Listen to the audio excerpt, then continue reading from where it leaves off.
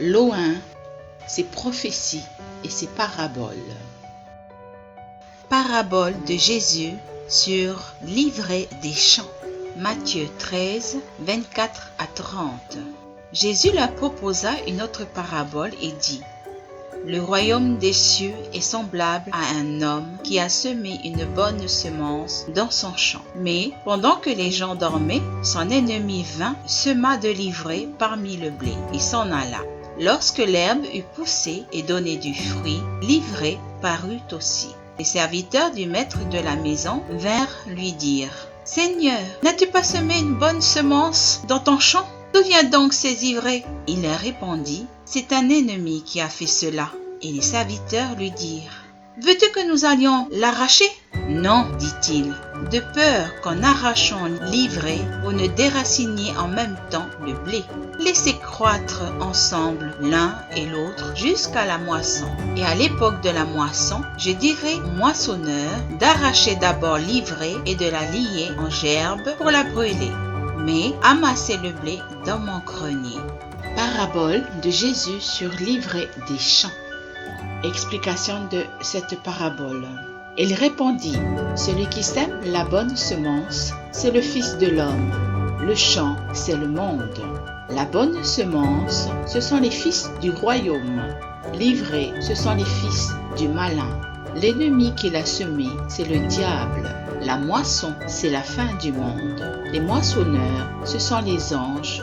Or, quand on arrache l'ivraie, elle est jetée au feu. Il en sera de même à la fin du monde.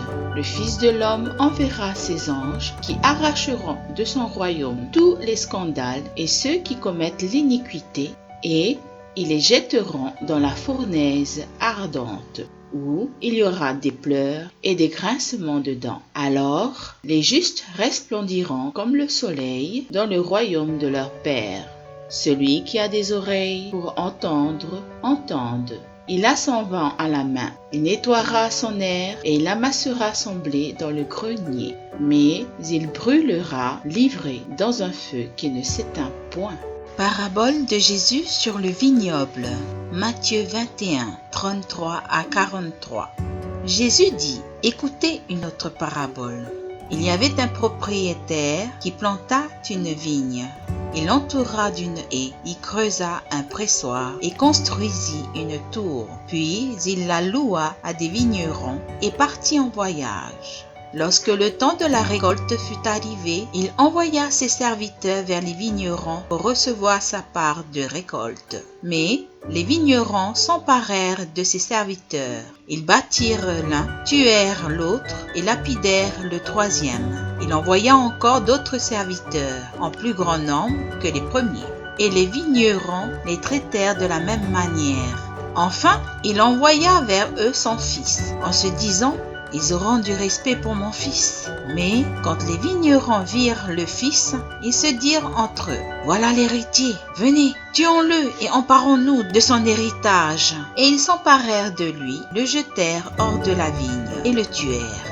Maintenant, lorsque le maître de la vigne viendra, que fera-t-il à ces vignerons? Ils lui répondirent: Il fera mourir misérablement ces misérables, et il louera la vigne à d'autres vignerons qui lui donneront sa part de récolte au moment voulu. Jésus leur dit: N'avez-vous jamais lu dans les Écritures? La pierre qu'ont rejetée ceux qui construisaient est devenue la pierre angulaire. C'est l'œuvre du Seigneur et c'est un prodige à nos yeux. C'est pourquoi, je vous le dis, le royaume de Dieu vous sera enlevé et sera donné à un peuple qui en produira les fruits. Celui qui tombera sur cette pierre s'y brisera, et celui sur qui elle tombera sera écrasé.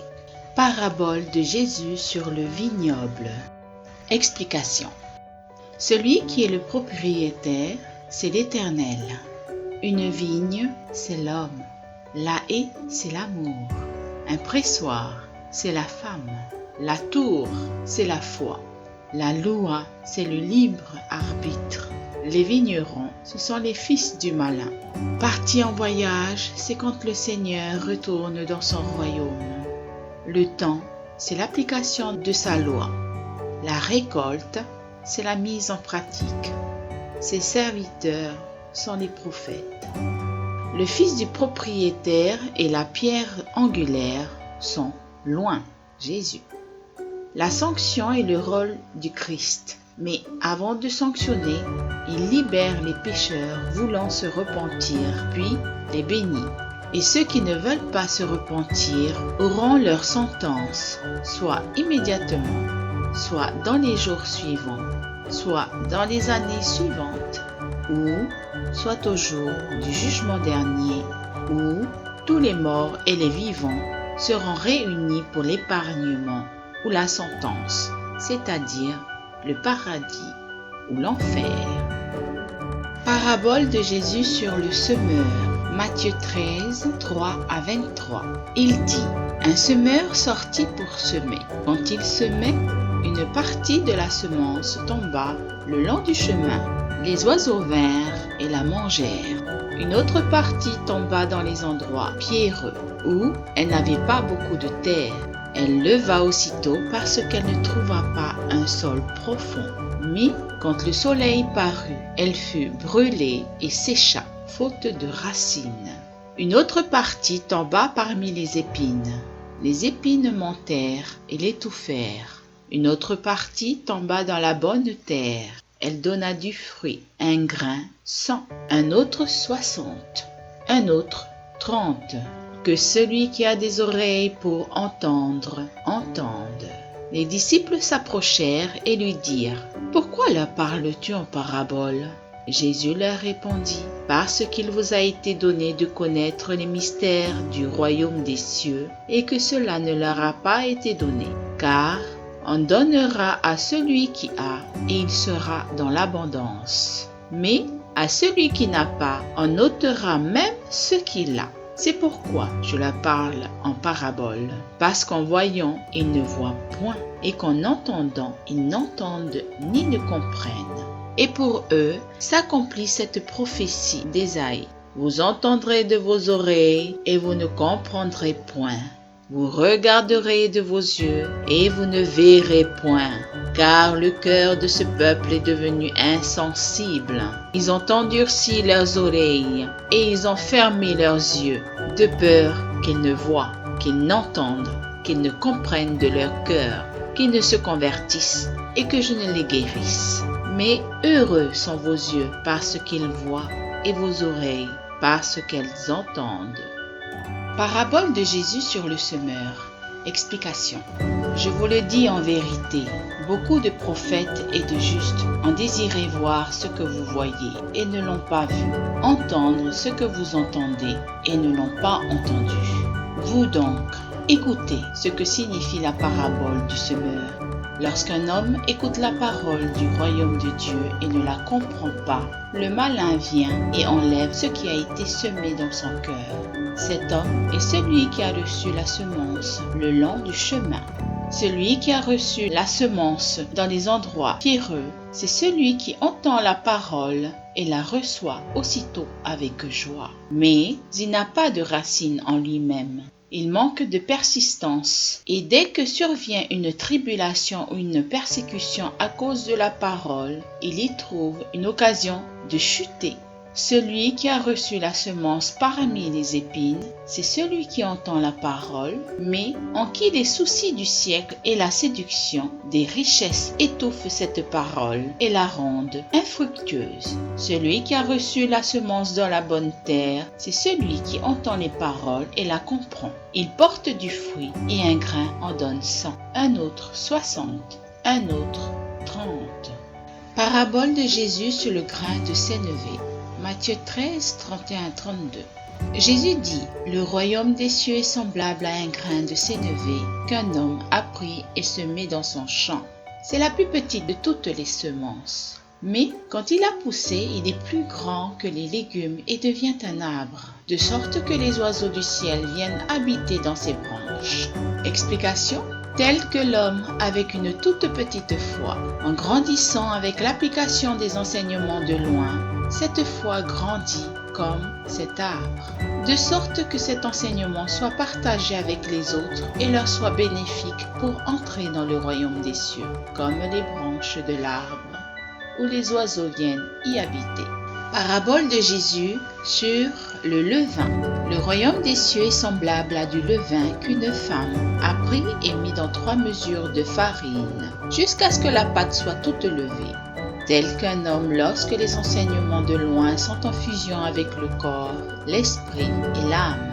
L'enseignement de loin est le levain qui fait lever cette pâte. Parabole de Jésus sur le trésor caché.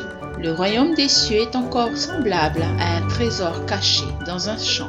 L'homme qui l'a trouvé le cache, et dans sa joie, il va vendre tout ce qu'il a et achète ce champ. Tel qu'un homme qui a trouvé la foi et pour la garder la cache, afin que le diable ne le lui vole pas.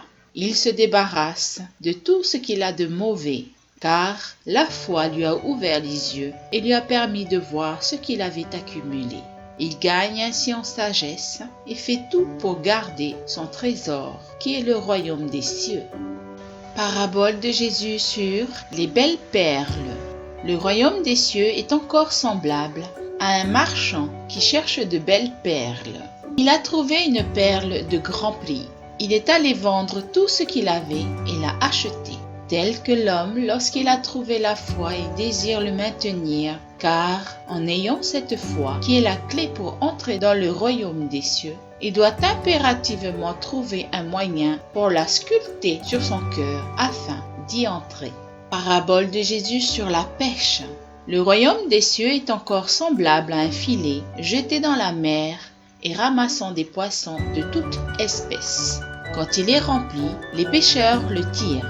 Et après s'être assis sur le rivage, ils mettent dans des vases ce qui est bon et ils jettent ce qui est mauvais. Il en sera de même à la fin du monde. Les anges viendront séparer les méchants d'avec les justes et ils les jetteront dans la fournaise ardente où il y aura des pleurs et des grincements de dents.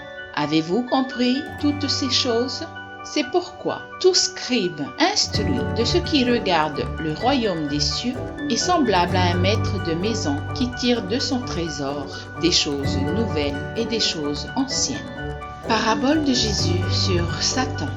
Jésus les appela et leur dit sous forme de parabole: Comment Satan peut-il chasser Satan ? Si un royaume est divisé contre lui-même, ce royaume ne peut subsister. Et si une maison est divisée contre elle-même, cette maison ne peut subsister. Si donc Satan se révolte contre lui-même, il est divisé et il ne peut subsister, mais c'en est fait de lui. Personne ne peut entrer dans la maison d'un homme fort et piller ses biens sans avoir auparavant lié cet homme fort. Alors, il pillera sa maison. Je vous le dis en vérité, tous les péchés seront pardonnés aux fils des hommes, et les blasphèmes qu'ils auront proférés. Mais quiconque blasphémera contre le Saint-Esprit n'obtiendra jamais de pardon. Il est coupable d'un péché éternel. Parabole de Jésus sur la lampe. Il leur dit encore: Apporte-t-on la lampe pour la mettre sous le boisseau ou sous le lit? N'est-ce pas pour la mettre sur le chandelier? Car il n'est rien de caché qui ne doit être découvert, rien de secret qui ne doit être mis à jour. Si quelqu'un a des oreilles pour entendre, qu'il entende. Il leur dit encore: Prenez garde à ce que vous entendez. On vous mesurera avec la mesure dont vous vous serez servi, et on y ajoutera pour vous. Car on donnera à celui qui a, mais à celui qui n'a pas, on ôtera même ce qu'il a. Parabole de Jésus sur les pensées. Ensuite, ayant de nouveau appelé la foule à lui, il lui dit: Écoutez-moi tous et comprenez, il n'est hors de l'homme rien qui, entrant en lui, puisse le souiller. Mais ce qui sort de l'homme, c'est ce qui le souille. Si quelqu'un a des oreilles pour entendre, qu'il entende. Lorsqu'il fut entré dans la maison, loin de la foule, ses disciples l'interrogèrent sur cette parabole. Il leur dit: Vous aussi, êtes-vous donc sans intelligence? Ne comprenez-vous pas que rien de ce qui, du dehors, entre dans l'homme ne peut le souiller, car cela n'entre pas dans son cœur, mais dans son ventre, puis s'en va dans les lieux secrets, qui purifient tous les aliments. Lorsque l'on se nourrit de la parole de Dieu et qu'on la garde, il va directement dans les lieux secrets, dans le cœur et la foi, qui les purifient.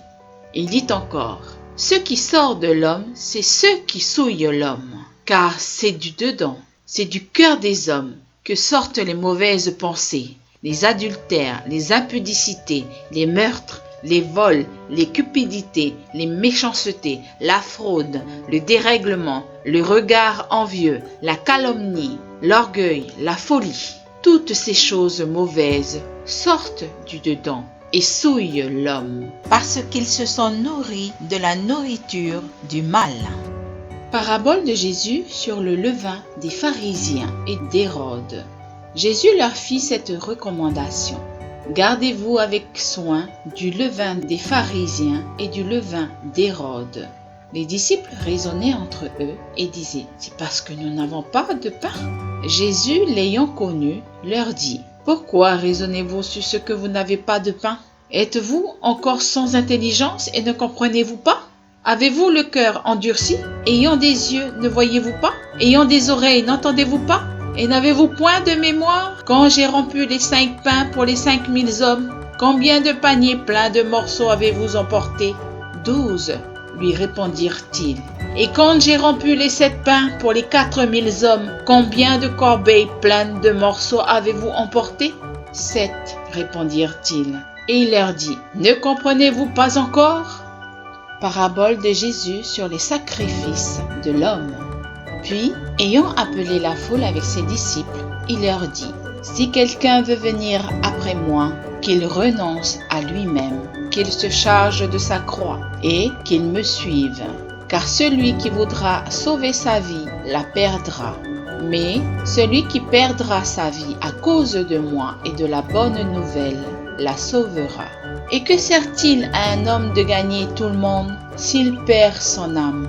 Que donnerait un homme en échange de son âme? Car quiconque aura honte de moi et de mes paroles au milieu de cette génération adultère et pécheresse, le Fils de l'homme aura aussi honte de lui, quand il viendra dans la gloire de son Père avec les saints anges. Il leur dit encore, je vous le dis en vérité, quelques-uns de ceux qui sont ici ne mourront point qu'ils n'aient vu le royaume de Dieu venir avec puissance. Élu de Dieu. Jean lui dit, Maître, nous avons vu un homme qui chasse des démons en ton nom, et nous l'en avons empêché, parce qu'il ne nous suit pas. Ne l'en empêchez pas, répondit Jésus, car il n'est personne qui, faisant un miracle en mon nom, puisse aussitôt après parler mal de moi. Qui n'est pas contre nous est pour nous. Et quiconque vous donnera à boire un verre d'eau en mon nom, parce que vous appartenez à Christ, je vous le dis en vérité, il ne perdra point sa récompense. Mais si quelqu'un scandalisait un de ces petits qui croient, il vaudrait mieux pour lui qu'on lui mît au cou une grosse meule de moulin et qu'on le jetât dans la mer. Si ta main est pour toi une occasion de chute, coupe-la. Mieux vaut pour toi entrer manchot dans la vie que d'avoir les 2 mains et d'aller dans la géhenne, dans le feu qui ne s'éteint point. Si ton pied est pour toi une occasion de chute, coupe-le. Mieux vaut pour toi entrer boiteux dans la vie que d'avoir les 2 pieds et d'être jeté dans la géhenne, dans le feu qui ne s'éteint point. Et si ton œil est pour toi une occasion de chute, arrache-le. Mieux vaut pour toi entrer dans le royaume de Dieu n'ayant qu'un œil, que d'avoir 2 yeux et d'être jeté dans la géhenne, où le ver ne meurt point et où le feu ne s'éteint point. Car tout homme sera salé de feu. Le sel est une bonne chose. Mais si le sel devient sans saveur, avec quoi l'assaisonnerez-vous? Ayez du sel en vous-même et soyons en paix les uns avec les autres. Parabole de Jésus sur lui, le Sauveur. Jésus leur répondit, les amis de l'époux peuvent-ils jeûner pendant que l'époux est avec eux? Aussi longtemps qu'ils ont avec eux l'époux, ils ne peuvent jeûner. Les jours viendront où l'époux leur sera enlevé, et alors ils jeûneront en ce jour-là. Personne ne coud une pièce de drap neuf à un vieil habit. Autrement, la pièce de drap neuf emporterait une partie du vieux, et la déchirure serait pire. Et personne ne met du vin nouveau dans de vieilles outres. Autrement, le vin fait rompre les outres, et le vin et les outres sont perdus. mais il faut mettre le vin nouveau dans des outres neuves. En d'autres termes, lorsque loin est parmi nous, peu importe les personnes avec qui il est là pour sauver les pécheurs, tel un berger qui sauve ses brebis menacées par les loups. Il n'est pas là pour se ranger du côté des méchants. Et c'est pour cela qu'il disait que l'on ne mélange pas le vin nouveau avec l'ancien, car ceci ferait rompre les outres et gâcherait le vieux vin. Il ne s'alliera jamais du côté des méchants. Par contre, il essayera de faire en sorte à ce qu'ils viennent du bon côté.